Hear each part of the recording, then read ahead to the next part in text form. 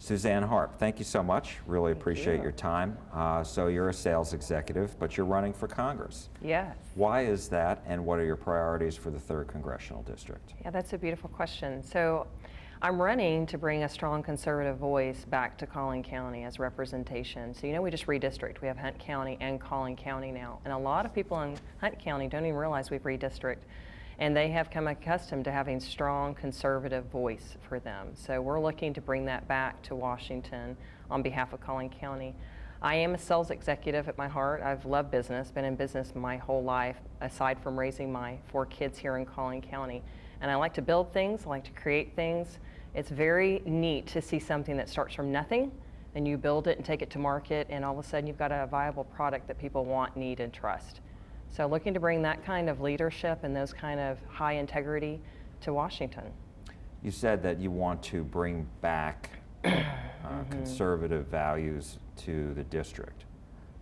What does that mean? And the district has a Republican congressman, so talk to me about that. Yeah, that's a great question. So, as far as I guess Collin County is concerned, is we feel like our voice hasn't been heard on a couple of really hot topics, election integrity, January 6th, a few others as well. But as we started to dig a little bit deeper, that might be why we got into the race, for example. But as we start to dig a little bit deeper, we know that there's some other issues like inventors having their patents protected that we've noticed have gone unheard. And that's important to all of America. So those are true free market, capitalist, conservative values that we would like to give a voice to. So election integrity is very important to us, having every vote counted. I know we champion that with some Democrats as well, having every vote counted. A recent poll, for example, I read was 50% of all of Americans, Democrat and Republican, believe that our elections are not as where they need to be. They're not above reproach. So we would like to give voice to that and saying, do you remember when Bernie Sanders and Hillary Clinton were going after it? Bernie Sanders supporters felt infringed as well, and not supported. We're looking to say, okay, there's enough Americans now that are calling foul on our elections. We would just like them to be looked at above reproach so that all Americans can feel like their voices are heard. The January 6th Commission, as you know, if you've read any of my literature or gone to my website, you'll know that that's a hot topic for me. I want our prisoners that are being held now to have due process. If they've done something wrong, then they need to be tried and go through the process in a timely manner that our Constitution dictates, because we are promised a quick and speedy trial. So those are kind of 2 or 3 of the big topics that hopefully that kind of answers your question. Yeah, and I do want to get back to those shortly. But let me ask you, as you know, this is a crowded Republican field. Yes. And so what separates you from the other people running for this office, the challengers and the incumbent?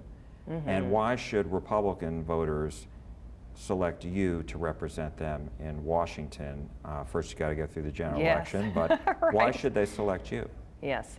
Well, I'm the only one in the race that has private business experience to the level that I have it on an executive level. And I think that's really important. A lot of entrepreneurs come out of Dallas, Texas, come out of Dallas-Fort Worth proper, so to speak. I've been there with them. I've been when something is from, just a concept, just a thought, and then take it to fruition. I think that would be well served in Congress to learn how to build things to add value back to our constituents instead of always taking. Viewing you and I as revenue for our tax dollar, how about we flip that on its head and have our philosophy be, what can we do to serve the people? How can we move legislation forward that actually builds something of value for our constituents? Having been in the business sector for as long as I have, it really adds, you have to have a certain stomach whenever you are an entrepreneur. You have to have a certain level of perseverance that it takes. When I always like to say at work, we don't wear D's and R's. But we all are going towards a common goal. And what I would like to do is take that same philosophy to Washington and say we need to move closer to liberty. Just like the truck drivers are doing in Canada right now, and they all want liberty. They just want to be able to work without somebody telling them they have to do something. They want to earn a living and be able to pay and support their families. Those are the kind of, I think you're seeing it even in Hungary. You're seeing it worldwide, this populist nationalist movement that is going, that's saying we want to work want to work hard, want to provide for our families. So I think being there, doing that on a business perspective is something different that nobody else offers. I'm also the only mom in the race, so isn't that funny? I have 4 beautiful children. Bill and I have been married for 27 years, and we've raised and homeschooled most of that time in Collin County. So I got to pick out their curriculum. I got to choose what books we read. We go to the museums together. We did all of that frontline learning together. And so I can relate to all the moms and dads right now that are upset that if they have pornography in their schools, because I wouldn't want that taught to my children, or CRT, or the critical different learning that they are experiencing that's going contrary to their family values. So those are some things that I've experienced on the firsthand level that's different than the other guys in the race. So I think it's a big value, really, to Collin County and gives us a different voice. Let me ask you, because something that all Americans are having to deal with right now is inflation. Yes. And so you're in the business world. What would your solution be? What do you think can be done to solve that problem, if anything? Yeah, well, you're right. So inflation's up about 7% if you only count certain markers, but it's actually probably higher than that. If you take egg, beef, and bacon, they're up anywhere between 27, 28% on average. I feel that when I go to the store. When we had our little snow snap here recently, my husband was excited he could find beef on the counter. So to me, you're like, this is America, what's going on? So if we can do a couple of things, I think almost immediately. Number one is renegotiate the XL Keystone Pipeline that Biden came in and undid what President Trump did with executive order. If we can negotiate that using legislation instead of executive orders between president to president and become energy independent again, that would be fantastic. What happened when he did that, it killed 11,000 jobs directly and another 50 to 60 indirectly, 2.2 billion in wages for American people. So those are some things that you can do. Energy touches everything. And you probably know better than anybody that Putin recently just went to China, signed a deal with the Chinese for petroleum for a 30-year deal, cutting Americans out completely, even going to use the euro to pay for it. So it's a global industry, energy is. And if we can get that to where America is energy independent again, it solves a whole host of problems. And I think immediately relieving our pain at the grocery store and at the pump would help every American. I wanted to ask you about one of your priorities that you just mentioned earlier, and that's election integrity. So what are your solutions, and how is the solution brought about? Well, I would like everybody to have a voter ID. I'd like everybody to be a U.S. citizen, so just according to the Constitution. I would be so bold as to say, let's get them all offline. And I would like to go back to a comprehensive paper ballot system where they're watermarked and where we know where the paper's being printed. I think we could do it very fast. You and I, when we were in college, when we did our exams, they went through a Scantron, right? So you could do something even more tech than that, but still have it where they are watermarked and every individual has their ballot. And I think it's very doable. I've been reading a lot and doing an extensive amount of research on who the experts are in this field. And if I was tapped with being on a committee that was for election integrity, I know exactly who to call. So it's something I think that every American needs to feel good about, every single one. And like I was referencing to you before, that even Bernie Sanders supporters, and this has been going on for several elections since I've been really paying closely attention to election integrity. It's not a Democrat-Republican thing. It is definitely an American thing, and every American wants their vote to be counted. Yeah. How do you achieve that, though? I mean, do you believe that this is Congress's role, or is this really left up to the states? It is absolutely left up to the states. You're absolutely right. But so what does Congress do is really your follow-up. So we can have a large role in playing defense in this, having a standard saying the states and your state legislators, we highly recommend that you guys do an election that is above reproach. And then if there is enough affidavits, for example, in Michigan in June, there was 5,000 to 7,000 affidavits delivered of poll watchers saying that there was foul in their elections. When you start to see that kind of discrepancy, we really do have a problem with our elections. So it needs to be where the federal government plays more of a defensive role, saying, states, it's up to you, since this is really, when you're talking about a national election, it's 50 separate elections, and we want to keep it that way. The states need to be in charge of their elections. But we can say they need to be above reproach. They need to be where all of your citizens feel good about it. And for example, one of the things I have against our current congressman is I would not have voted to certify the Biden electors. I think there was enough evidence. We wanted a 10-day audit, just 10 days, to conduct that. And then if the data was there to prove it, then we could have gone forward. But if not, then you can still go and certify the election. But 10 days is a good time where I think all Americans would have felt really good about, we did a good college try, we did our due diligence on it, and we saw it through to the end. But you're absolutely right, as a state's by state responsibility to make sure they're holding their elections above reproach. Do you think that Joe Biden won the presidency? I don't think he won the presidency. I know that's very controversial. The reason why I say that is there's too many affidavits across too many states that were signed. And there's thousands of them, thousands and thousands.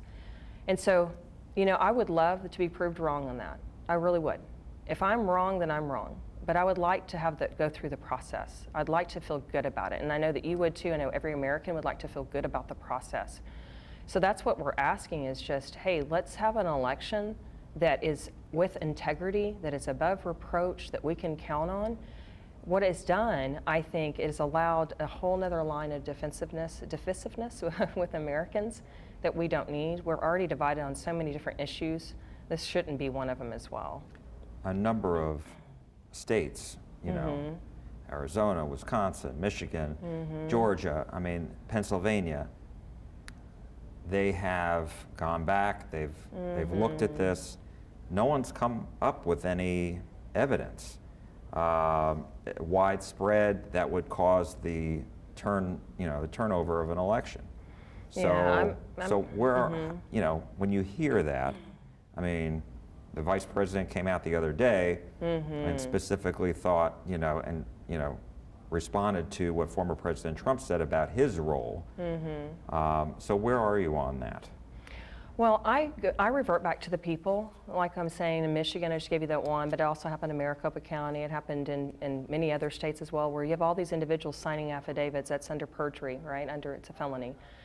I think that there's too many thousands of individuals saying there's a problem and we're not listening to the people. I think when it's gone to court, the judge has said it doesn't have standing, so we're not going to hear it. And we would just like our day in court, right? I think that's a reasonable ask, to be honest with you. I don't think that you can ignore all the people that are poll watching, that are the election judges, and say, no, we don't believe you. For me, as an average citizen, I'm sitting there in my living room watching the election results, and it goes into the wee hours of the night, and they start to put up poster boards in front of the windows. So I'm saying we shouldn't behave that way. If there's nothing to hide, don't try to hide it, because it just makes it look bad, right? And we shouldn't do that. We should say everybody is welcome to watch. You should have one Democrat. You should have one Republican. That way we can all feel good about it. I just think right now, you ask the average American, we still have too many questions, and it's very unfortunate. It really is. And to me, our voting is very sacred. It's our duty as Americans, and it's our duty to be educated on who's voting, on who's running, and it's also our duty to actually show up and participate in the process. As you know, Texas Democrats over the summer went to Washington, Yes. and the state legislature really couldn't have a quorum, didn't have a quorum. Right. And so their concerns, as you know, were that they felt that the state election law, for example, was designed to keep African Americans, Latinos, others away from the ballot box, keep them from voting. How would you respond to them? Well, I think they didn't want us to have voter ID, right? They had some questions about that, but I can't get on an airplane without my ID, right? And I think voting is just as sacred as any other thing that we do, as far as even safety getting on an airplane. If I want to go to the CVS and pick up my prescription, sometimes they require an ID. There's all sorts of things at the bank that require your ID. I think it's a way to measure fairness, and I think it's easy to get an ID these days. It is not difficult if you're a citizen. It's, to me, if they want, for example, Democrats, you're saying that a lot of them would like us to all have COVID passports, right? You see that in your home state of New York. To me, we're not speaking out of the same universe here whenever you want a vaccine passport, but you can't have a driver's license to vote, which is much more sacred, and it's gonna be much more lasting. of an effect. So I think that they left, from my understanding, speaking with our state legislators, they didn't leave when it came to the abortion heartbeat bill, right, which they are very passionate about. They left when it came to elections because they knew that that was a losing battle for them. So I'm disappointed in them. I'm disappointed that they went to DC, they ran to DC, and most of them got COVID, which was unfortunate. I wish they would have stayed here, articulated their points. You know, at the end of the day, we can't just bail on our fellow Americans. We have to go through the legislative process. January 6th, Yes. and you said that you expressed concerns that the defendants, and there are more than 725, 730 of them, Yes. are not getting due process. But they are going through the federal court system, which has a very set process. What is it about the process that you don't like? Yeah. Well, let me do some high-level ones for you. First of all, I know that Louis Gohmert, one of our beloved congressmen, has been to the jail, been to the prison. Marjorie Taylor Greene, Matt Gaetz, and some of even their lawyers say they are denied religious services. So even our death row inmates have religious services, right? So for me, being somebody of faith, that's pretty personal. You don't take that away from an individual, and we never deny that. There are some really strong, I should say, allegations that they aren't treated well while they're in prison.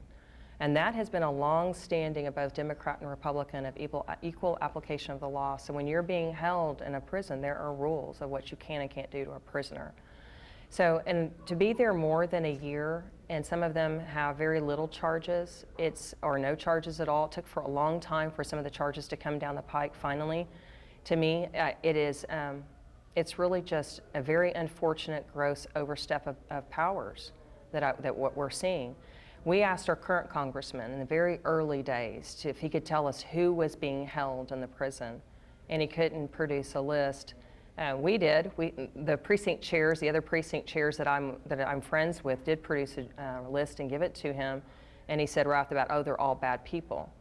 I'm not judging their character. I want them to go through the process in a timely manner, as is custom to our Constitution, so that they have their day in court and have it, quickly in a speedy trial. Well, anybody who goes before a judge has a detention hearing, and the judge makes a decision whether these folks are detained till the outcome of their trial, or they are allowed, to be out.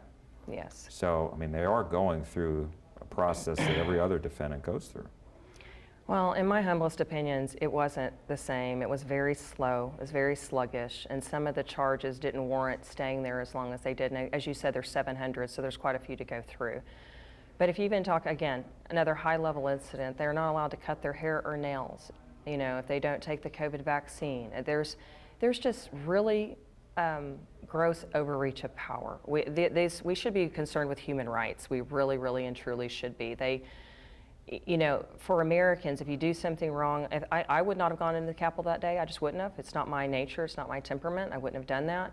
And I don't like the look of the things that I saw. But unfortunately, that doesn't still give anybody the right to, withhold personal grooming, religious liberties, and to delay them going to trial or to court. So this is also reports coming from their own lawyers. So from congressmen, they all can't be telling a lie, right? We have to start listening to the multiple reports and address it. And there was concerns that the prison itself wasn't even up to code. These are things that as Americans we can do better, we should do better, and we should hold everybody accountable if they've done something wrong. But at the same time, as Americans, we can do better. Suzanne Harp, thank you so much for your time today. We appreciate it. Thank you. This is a joy. Thank you. Thank you very much.